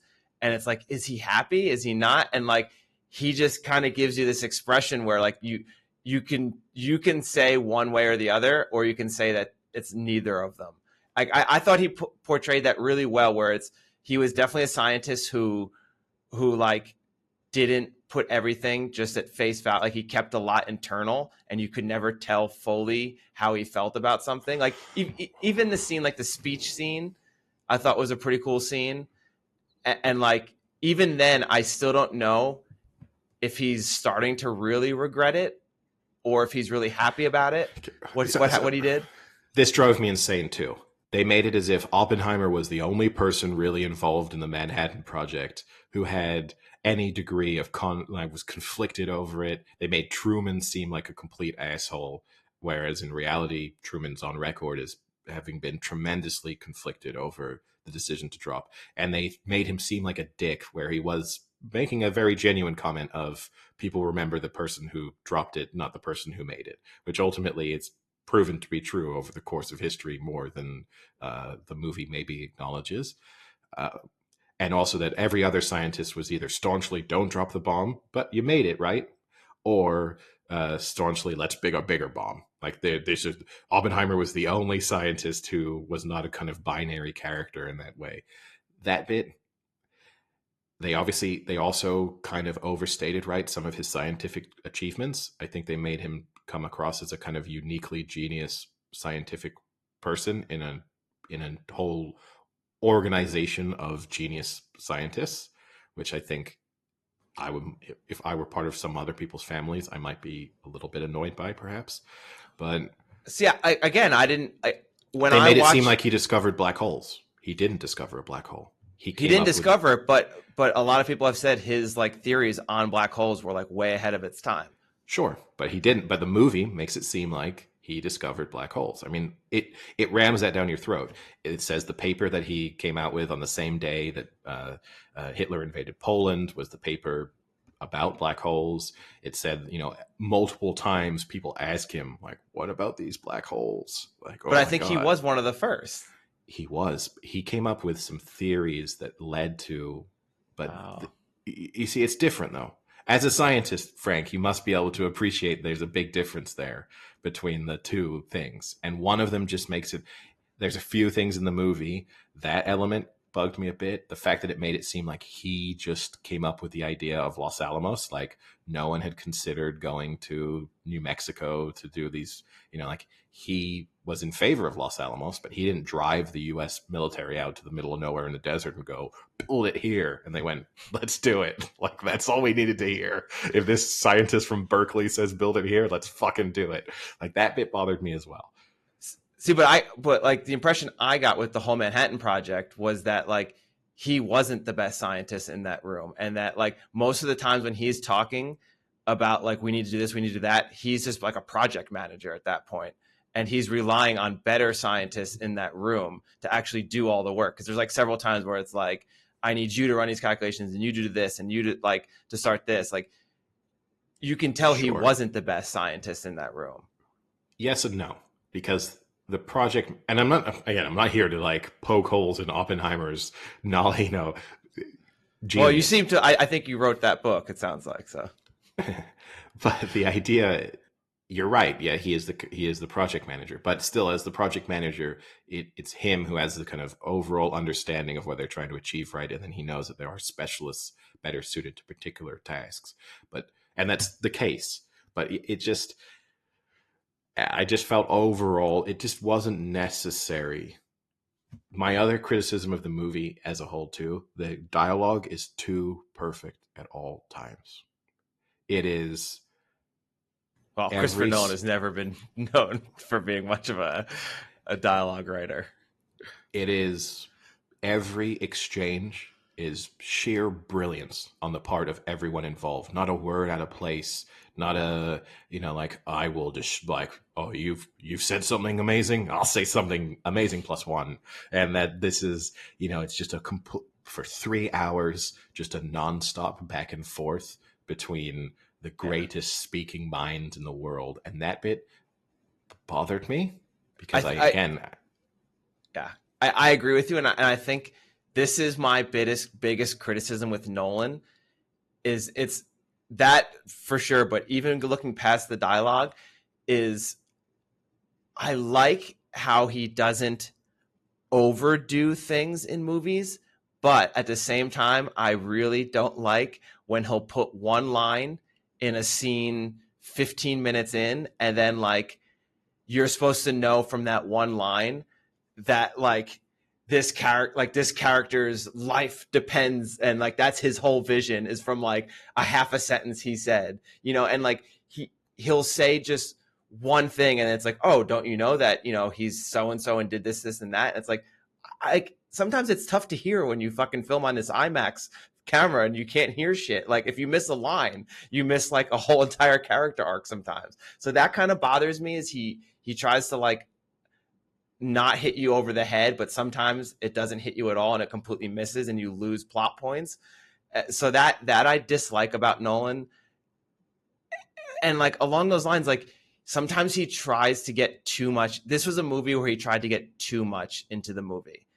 Like, is it about Oppenheimer that he's Jewish? Is that a big driving point of this movie? Is it because he may or may not have been a communist? Is that a big part of this movie? Like, there's so many things about Oppenheimer. If you had maybe focused on them a little more, it makes the story a better, more compelling story. But he kind of just like gives you teases, and it's not enough. Like, and then the whole Strauss part, like. There's too much he's trying to put into this story that it gets too separated. And that's where I disliked it. Yeah, I mean, especially at the beginning, the first 90 minutes, it feels like you just go from sort of one miniature scene to the next, which they're tied together, but it did feel like you were just seeing like mini episodes Yeah, it's literally, relentless. and like now we move to the next Yeah, one, and it does just bombard you and kind of tire you out in the process. like And what was yeah, he a womanizer? Like, you know, like they make one comment that he's a womanizer, but you only see him with two women for like 3 minutes. Well, maybe yes, it's a little like 10 minutes, let's say, max. and ultimately three, right? They acknowledge the fact that he slept with three women. Yeah, and they don't even like, and then the whole thing's like, you've been having an affair for like decades with this woman, and it's like, was that the woman he kind of talked to for 15 seconds Sometimes in flirted with minute at parties. 15? Yeah, like, wait, Sometimes what? 3 times in the movie, she's That's the looked at. stuff that bothers me with Nolan, is like you're expected to like remember that. I don't think it's the expected remembering part that bothers me. It's just it doesn't contribute really anything to the movie. Like that's and look, as someone who edits content for a living, and I don't edit movies, I would have got to the end of that and said, "Hey, Christopher, I think we can trim about an hour off this movie without too much work here. Like the plot itself will not be affected by this." And look, I know there'll be people listening to this podcast who think we do 90-minute episodes and you could level exactly the same criticism at us. So I'm not saying, like, I'm not speaking from some world of perfection, but fundamentally there was so much of that I just don't know if I really needed to see. Yeah. And it And felt like yeah.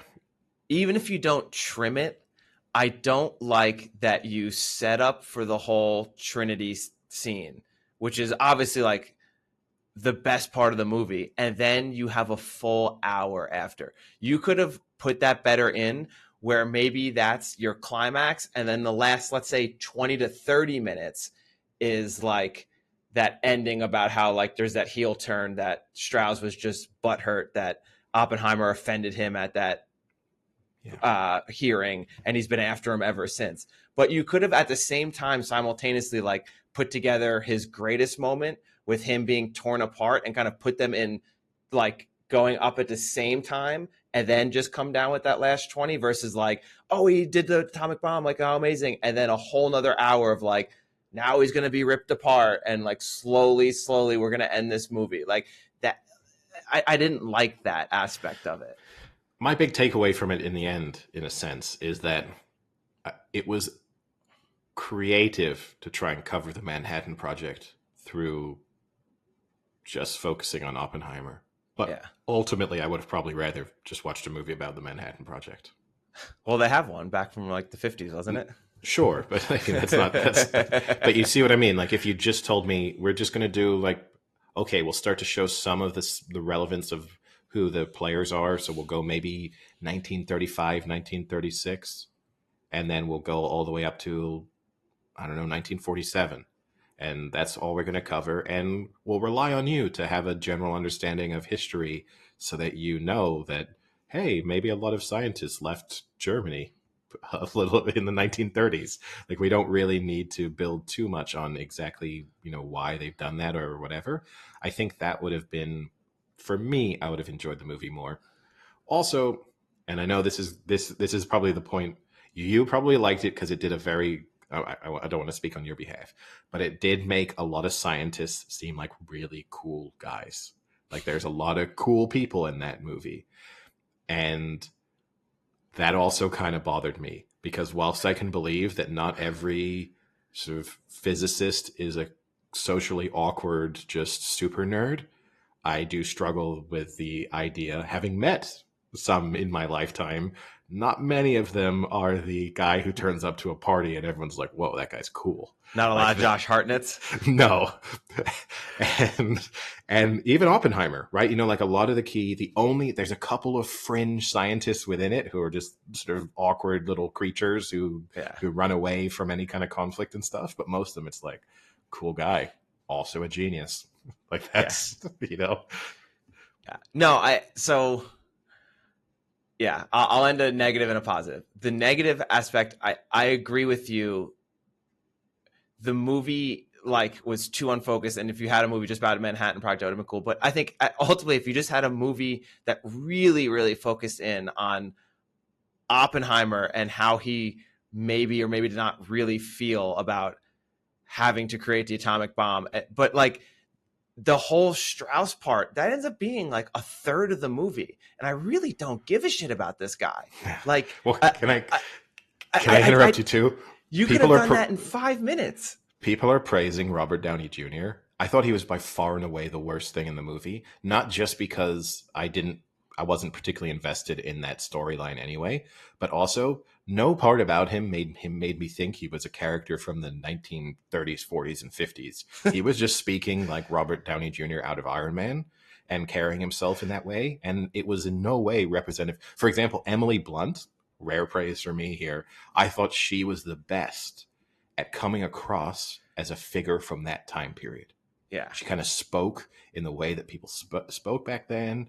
She kind of had that just way of carrying herself. Robert Downey Jr., to me, he's getting praised, and he might win an Oscar. That will upset me tremendously. I thought he was fine. I think he does a decent job of making you dislike that character, like as a weasel, as like a little political weasel.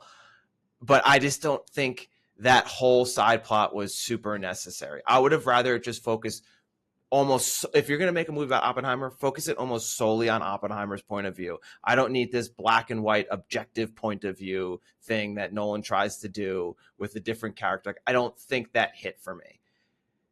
What I will say, go ahead. Well, and that's also too where it kind of, for a movie that's been praised for a lot of historical accuracy, that sort of final element is where it did make it, like the idea that he's sort of undone by a single scientist who turns up, and in reality it was far more complex than that, and there was a large part of the scientific community that was critical of him. You have lots of different things there that where it feels as if, because again, that in itself could have been a whole movie, right? Yeah. Like how this guy's tries to weasel his way and gets undone, but like he's trying to put so much into this movie. Just focus it, just if it's Oppenheimer, just focus it just on Oppenheimer. Like, you don't need this.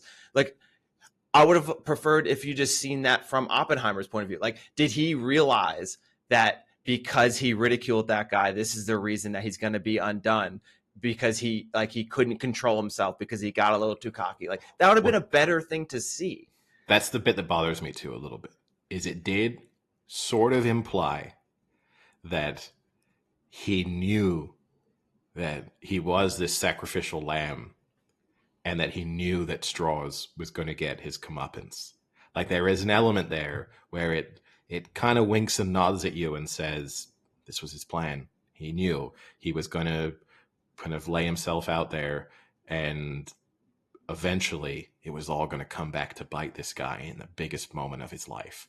Like, there was a sort of, again, it goes back to the Thomas Shelby element to me a little bit here, where that was a very Peaky Blinders feel to it, of like, you think I'm dead, but actually I got you.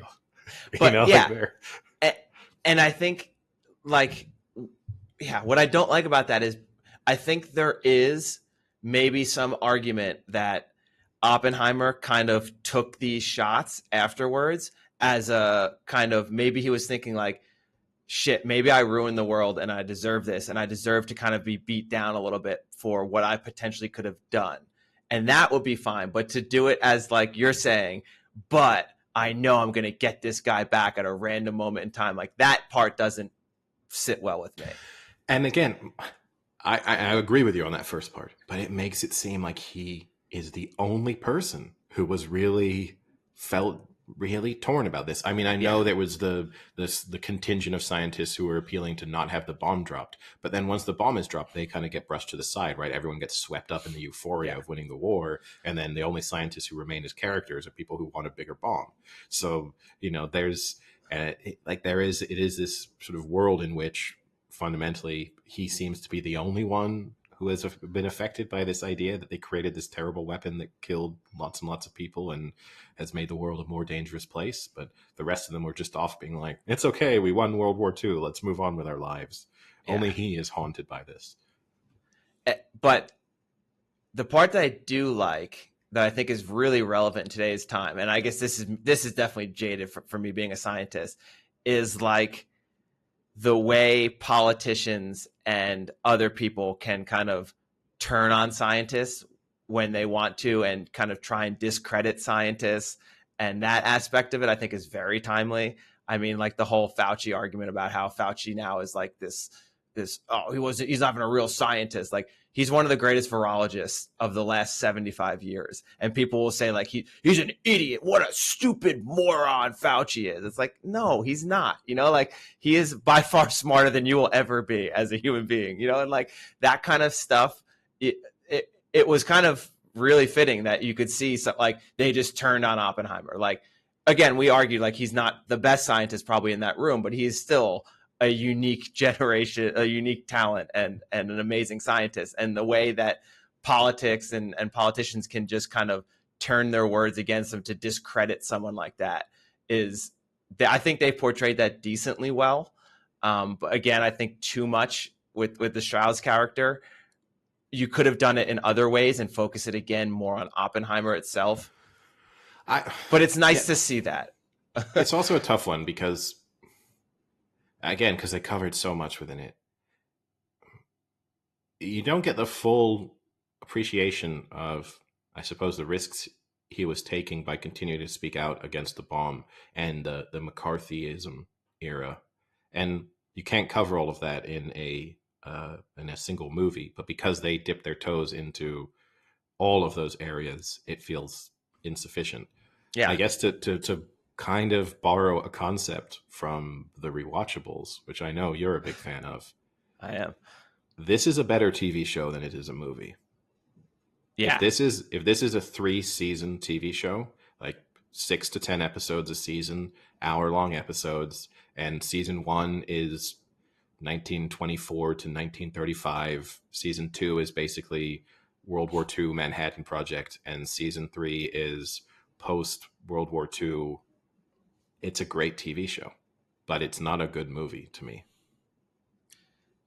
He definitely tried to put way too much into this movie. It's overwhelming with how much different takeaways you're supposed to have from this movie.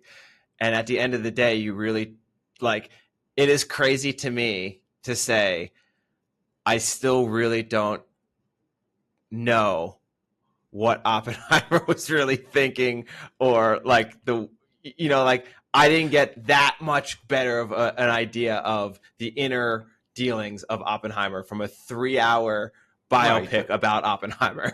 But I think that's kind of the point too, right? Because I think ultimately they would have been speaking on his behalf too, because I think there'll be lots of people who feel that he's somewhat perhaps disingenuous in his, into the sort of post World War II decision to, be like, oh, what we did was awful, because, which is part of the criticism Strauss levels at him in the movie. I don't mind that they didn't clear him up as a character. That doesn't bother me. It's just, there's just so, I don't know, for example, do we need to see any element of him being at Cambridge and attempting to poison his teacher? I don't think so. Like, I don't think that made me sort of view him any differently over the course of the movie. I don't think that was particularly necessary. But so Eddie, but you can't say, man, not Christopher Nolan. He talked about like that picking up the rock and seeing the snake and Adam and Eve in the apple and who's the snake. Oh, what a great little way to put that in there. But no, it's a true story. I know it's a true story. No, but this is part of my problem of the like praising him. These aren't artistic decisions. This is just, he has basically taken a book and turned it into a movie almost word for word. And that's good. But so it's not an artistic decision. It isn't, oh, look at my Adam and Eve parallels I'm creating, because it's just. But he is with the whole, like, he has like that snake quote in there, and like, sure, you're the snake and picking up the rock, and like. I think you're reading far too much into that now. This is what bothers me about Christopher Nolan movies, because it's just a true story. And I didn't, when he had. No, I'm not. Quote, I'm repeating what other people have said about that scene. Because the snake quote to me didn't seem Adam and Eve ish. I mean, okay, there's a snake, but the idea was more, once you've picked up a rock and there's a snake underneath it, that didn't seem biblical in reference to me. But yeah, I mean, that's the bit. And I know we're getting along, but we have to talk about, I think what's amazing is Nolan gets torn apart for having like the I forget the exact quote, but basically like the useless wife. Like he has like a one-dimensional female character. Yes, And which is he gets 100%. ripped in it, and then he still does it. And he has a great actor who tries her best. Like, she really tries to make the most of the 4 to 5 minutes of screen time she gets. But like, what's the point of the wife? Like, I still don't really get it. Was she just an alcoholic who like brought Oppenheimer down? Like, what is it? Well, she was there, right, to just show her brilliance in that final sort of tribunal scene of when Yeah. she could click back into a moment of sobriety and yeah, an alcoholic take him apart. who can't take care of her child, which again I know is a true story, but Yeah. like seems to be drinking at all scenarios, throws shit at people, but then when put on the spot, she outwits that guy like nobody else. Yeah, and drops a flask on the way out. That was the previous day, but Oh, was it? yeah, that's when like his lawyer realizes that she's an alcoholic. That's when he's like, are you sure you want to put her there? That was the kind of, but still, yeah, no, I mean, he creates very one-dimensional female characters. I think it's impossible to defend him in that regard in all of his movies. And again, in this, you have Florence Pugh, who exists to fuck Oppenheimer. Like, that's all she contributes to the movie. And reads Sanskrit. Well, she doesn't read it. Well, gets him to read it. Yeah, I mean, if she had read it, then you would have said, "Oh, wow, more interesting character." But no, she just is that where he got the idea to say that quote when the bomb went off, when the Trinity test went off? No, because I mean that's a famous Oppenheimer said that. I mean, that's one of the few. I know, he said that, but is the like what I'm making a joke is the implication that he said that because he's like, oh, remember that time I banged that girl and she stopped and made me read that Sanskrit? Yeah, maybe. But I mean, the sex, and I said in the sex scenes again. If I'm editing the movie, we don't need them. They don't contribute anything. You could have just had them be in a hotel room, and then wake up in the morning and have gone, oh, they had sex. I get it. Yeah. I've worked that out. Like, I don't like. Is it supposed to be? Oh my god, a scientist has sex? Like, whoa, didn't see that coming. Like, they have sex too. Like, is this nerdy people also have sex in a kind of nerdy way? You know, like so there was, that's 7 minutes of the movie we could have got rid of right there. And it also led to one of the most, I mean, if I'm Emily Blunt, probably one of the most uncomfortable scenes I've ever had to film in my life. We won't spoil that, I guess, but the, not courtroom scene, but I don't know which scene you're referring to. When Florence Pugh shows up at the closed door trial. And stares at her. Like, if you were, that's got to be pretty awkward to film. Well, I mean, Emily Blunt might not have, I hate to break the world of filmmaking. No, she was, because there's a scene where like she's staring at her and they're both in screen. Yeah. And I have a feeling Christopher Nolan, who likes to make sure everything is real. True. But yeah, it's I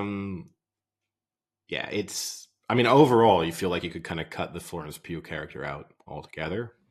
But again, it's exactly what we're saying. It's like he wants to tell this little side aspect of his story, but it doesn't really add anything because he doesn't tell it. There's not enough told about it. Well, also, because I came away from the movie thinking that I didn't know as much about Oppenheimer as I thought I did.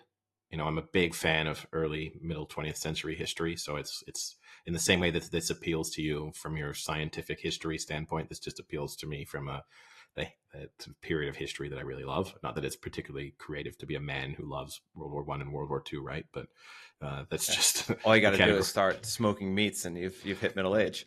Yeah, but again, then when you I've done a fair amount of how accurate is it. I'm not going to read the book, but I mean, also it's based on the book, so that doesn't, like, people praising it for it is exactly like this book does not make it historically accurate that he copies a biography. Like, because you'd have to then be like, is the biography accurate? Like, that's a weird analysis of the movie that goes on of like, well, he's very true to the source material, but then, well, are you analyzing whether the source material is accurate?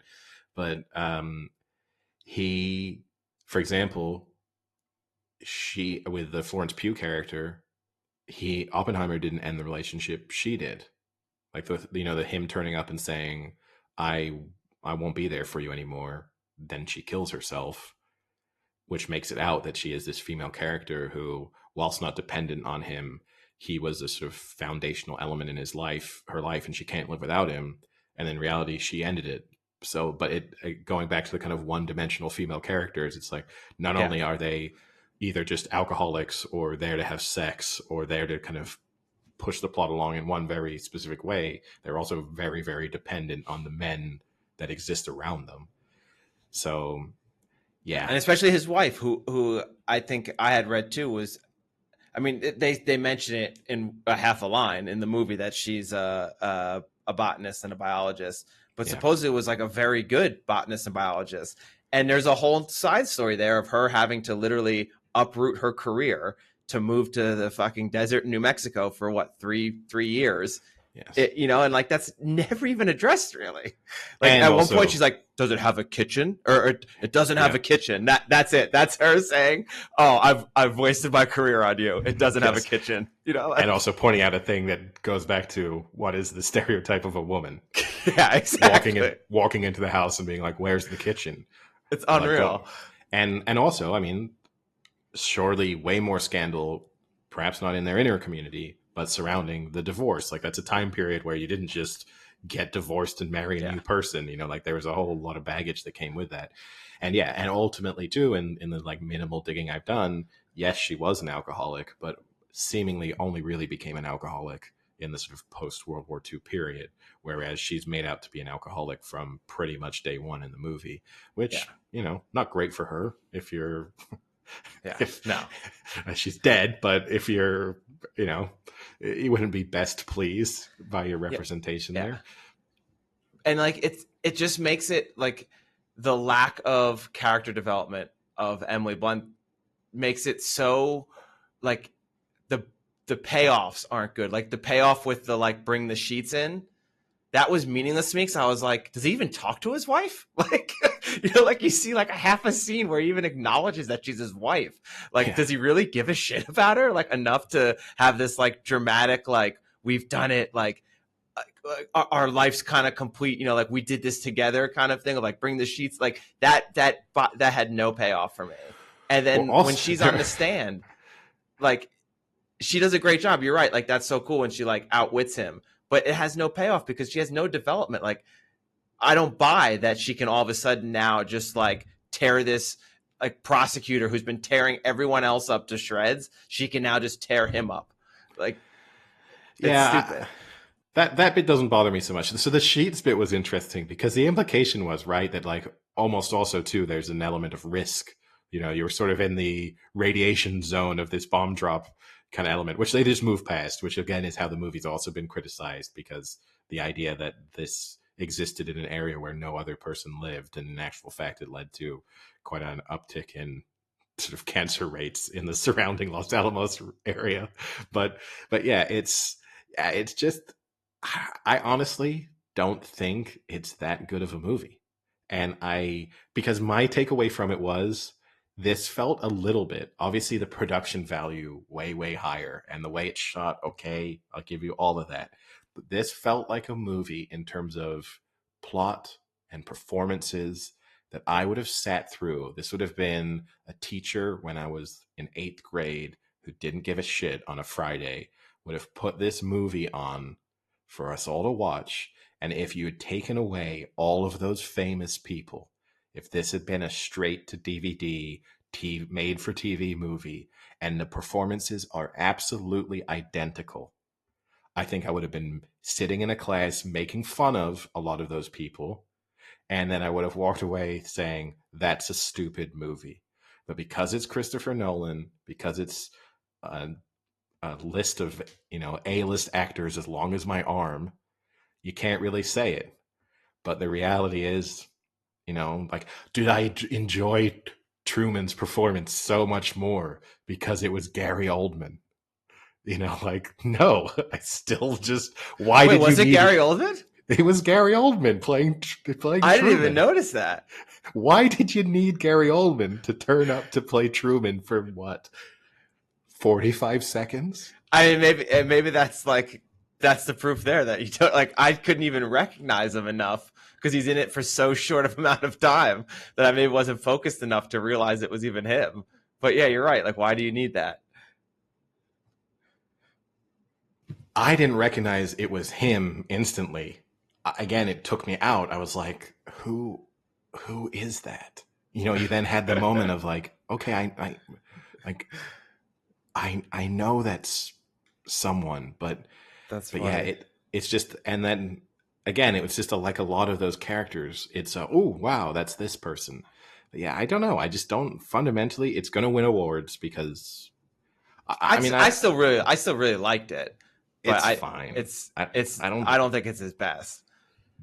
I mean, you also know I think Christopher Nolan overall overrated director. I don't think he has that many good movies. You and Sean Fennessy share a bond of not liking Christopher Nolan. We've already done it before once on the podcast, right? Where we went through his list, and I don't think there are that many for the level for the kind of status he holds within both the film. Again, I can get it from if you're an aspiring filmmaker or whatever, appreciating some of those elements. I get it, but that's just not how the general public consumes movies, and we have to stop. Like, I don't like praising someone for doing something that you don't really give a shit about. Like it's like the guy who's, I don't know if I'm like praising an NFL team because you're like breaking down some small element of how they scheme. And it's like, but you're not really watching an NFL game and analyzing their kind of, coverage patterns, so let's not go overboard. If you're not the game tape geek, you don't, this isn't the reason to praise them too much. And I don't go to movies and have my tits blown off by the incredible shots. So Christopher Nolan isn't making movies for me, and I have to just acknowledge that. I feel like Christopher Nolan has convinced the world that if you say that, you're admitting you're an idiot. Like, this is what bothers me. Like, it is, hey, if you say you don't like Christopher Nolan movies, we know you're basic. Like, this is what you're telling us. And I love that I had to have a summer, in a sense, where I get to be like, I love the Barbie movie, and I hate Oppenheimer. It's the most anti-Christopher Nolan stance I could basically take. I should have written that down. That would have been a good one. Part of me could have seen that coming too. But that isn't, and I want to make it clear, that is not why I feel so strongly about either of the movies. But yeah, I just feel like there's an emperor has no clothes feeling to me with Christopher Nolan. And and the world continues to try and tell me that, oh my God, appreciate his genius. You'll miss him when he's gone. And I won't. I can just stare out the window for 3 hours, and I think I get pretty much, oh my God, look at how the clouds move. Whoa. Yeah, I think the genius is the wrong word in there. I think if you said appreciate his abilities as a filmmaker, like, I do enjoy that kind of stuff. Like, I really liked all the visual aspects and the score. I think were really, really cool and really good. And I do really like that. And it kind of adds a new element to the movie. Like, the part where he has like the random, like almost like cut scenes of like the shaking of like the atoms and things like that. Like, he's like almost adding texture to a movie. He's like adding like a new element to a movie. I enjoy that. I do. Like, whatever. That's fine. You don't. My issue with you it don't, is and you're right, because you don't. No. No one should. That's fine. It's a disagreement. That's the thing. I'm not saying I'm absolutely right or you're absolutely wrong. My issue with your position is, it's not like you are then going to artsy movies to appreciate filmmaking. Like, the list of movies you will go to in the cinema this year will be Top Gun, Oppenheimer, Barbie, and Top Gun whatever was other. Last year. You meant Mission Impossible. Mission Impossible. You know what I mean? Like, it's not as if we're going to record a podcast 2 weeks from now and I'm going to say, what did you do last weekend, Frank? You're like, hey, I went to this little, this kind of independent cinema and I watched this movie made by this director. Like, it's crazy. Like, it's. Well, Well, keep that in mind because tomorrow I'm going to see Asteroid City at our local independent No, cinema. no, no, no, no, no. That doesn't count. That doesn't count. That It's exactly. a two theater cinema. That's what plays into that as well, because you're only going to see Asteroid City, another uh, director who you also know I'm critical of. People love Wes Anderson movies, but you don't see any other movie from a director that makes anything like Wes Anderson. And so it feels the praise of isn't what he's doing super creative, doesn't he scratch this itch I have for just brilliant filmmaking? It's like, well, unless you, again, like what you like. I'm not saying, and I don't mean you, I mean just in general. If you like it, like it. No one else should tell you not to like it. But it just bothers me slightly when the praise is heaped upon these people, in that the people mostly providing the praise are not going out and seeking Yeah. other creative filmmakers. They're just like, well, you know what? I guess it was artsier than Mission Impossible, right? It's like, wow, well done, Christopher Nolan. Well done, Wes Anderson. The bar has been set so tremendously high. No, I agree. Yeah, I really enjoyed it, but I was still disappointed with, I think, how much better it could have been. If you gave it a grade, what standard, A to F grading, what grade are you giving it? Are we doing pluses and minuses? Sure. Okay. B plus. Yeah, it feels generous. I'd give it D plus. On a good day, if this has caught me in like the perfect mood, I maybe say C minus. Yeah, I would say Like B plus B range. Just because the expectations have to be so high with that cast. Oh, That well, budget. wait. Real quickly, give me Inception. B minus. Like, I'm not again, I don't love the Christopher Nolan movies. I know, that that's much, why I'm asking. But to me, Inception, at least, again, I have to appreciate the kind of creativity, because like this is just a true story. He doesn't have to come up with all Off the a filmmaking. book. Off a Yeah. book. Yeah, he doesn't have to come up with all the fancy filmmaking. Like, at least the way he, the way thinking of dreams and stuff like that was. I have to acknowledge the creativity there. Yeah, I'm not going to rave about Inception, but he gets extra points for that, and he gets no extra points for really anything apart from maybe about 10 minutes of that movie, and it's a fucking 3-hour long movie. Did you hear the most egotistical like take on the movie is that it's low key about him being Oppenheimer, in the sense that he created Batman Begins and created the start of the superhero movie scheme, and how it's like ending and ruining all of cinema, and that they have Robert Downey Jr. in there as a way to like just mock the fact of like Iron Man and how like terrible it is, and how like weasel and vindictive it is. See, it's actually a pretty good take, isn't it? Yeah. When you think about it. If he came out and said that, I'll give it a C plus. Because my take on superhero movies. So yeah, if that was he's genuine, the destroyer of cinema. Yes, if he came out and said that, which he obviously wouldn't, but if he father did of the modern superhero movie, yeah, I would give him. I'd bump him up a bit. But I thought that was again, a really good take. That does to me feel like English literature class, where you're seeking meaning that probably the creator did not originally have. But it's fine. I'll put it this way: I will not recommend Oppenheimer. For example, my parents. My parents are going this weekend. whilst the subject matter of the movie would appeal to my parents a lot, particularly my dad, I cannot imagine my parents enjoying sitting through a 3-hour movie in a movie theater. Particularly my dad. Like, he will, and I also just think they will. To me, it would be like, wait for it till it's on Netflix, and then maybe watch it in 3 installments. You're just going to watch an hour of it one night, pause it, watch an hour the next night, and then you'll probably like it a lot more. I wish I could just go see the test scene in a non-IMAX to really be able to see how much of a difference it is, just so I can say whether it would be like, if you're going to see it, make sure you see it right. Because the theater was legitimately shaking on that scene. Like the seats were shaking during that scene. It was crazy. Were your sheets shaking during the Florence Pugh scene? My sheets were flying up and down. The sheet you covered yourself in during the Florence Pugh scene. Wow. This podcast is taking as long as Oppenheimer. I'm going to piss myself.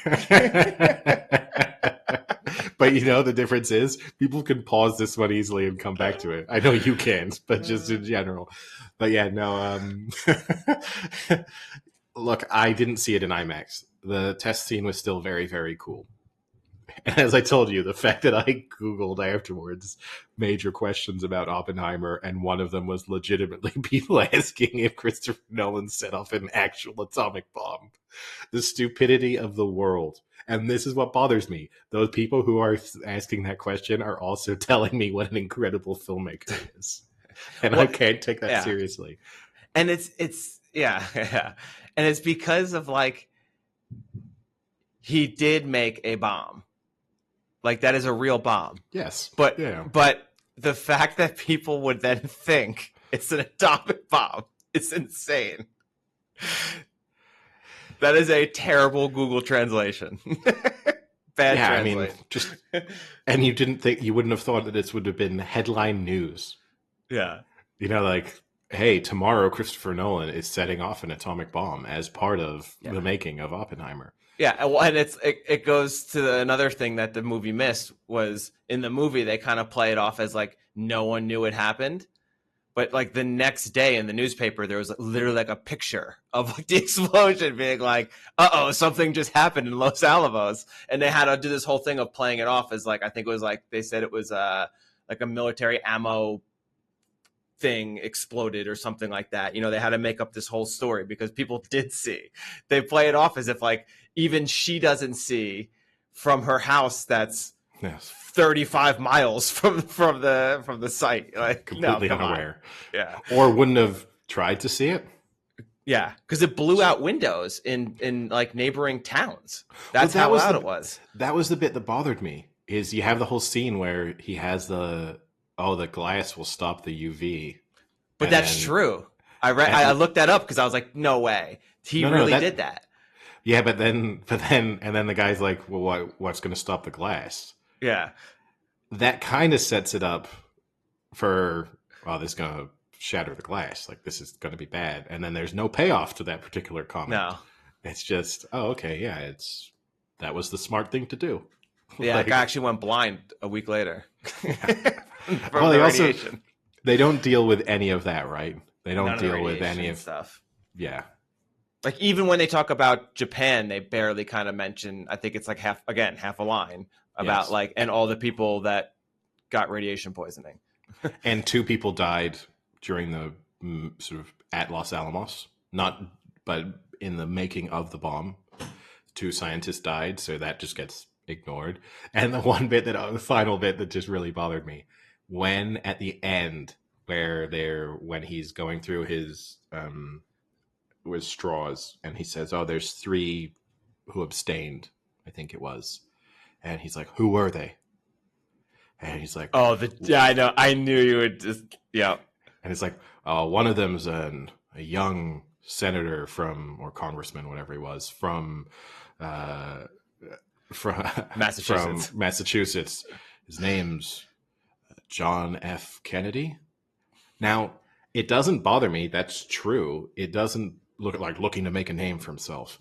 That doesn't bother me. The point is, he says there's 3, and he goes, who are their names? He just says Kennedy, and then they move on. It's we've given you all the information. This is your aha moment of we're connecting history here. Whereas, why couldn't you have just said Duca, Hewitt, and John F. Kennedy? And you would have been like, who doesn't put those names together? No, you know what I mean? That would have been like, oh, okay, he gave him the list of 3, not being like, I'm only going to tell you the one who's going to become a lot more relevant in the not so distant future. Yeah. Well, it's like when he does have those corny lines, like it's in the Batman one where it's like, they call me Robin or whatever it was, like that corny ass line. Like you could make that a natural line and have like, oh, Robin, or like same thing, like, oh, Kennedy, but he purposely puts it in a very corny way. I also final thought. I kind of didn't like the his sort of advisor, who were guiding him through the who turns on him.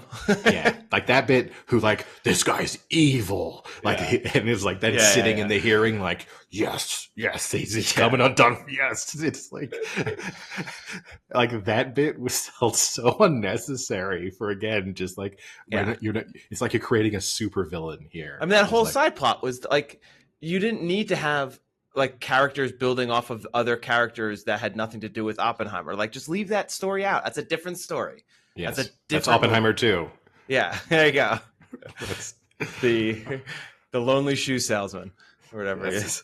Yes, that line paid off. Yeah.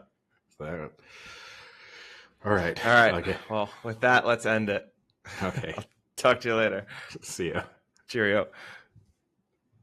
Do you want to pee before we do? Yes. Okay. I can't even walk. I think I'm like this.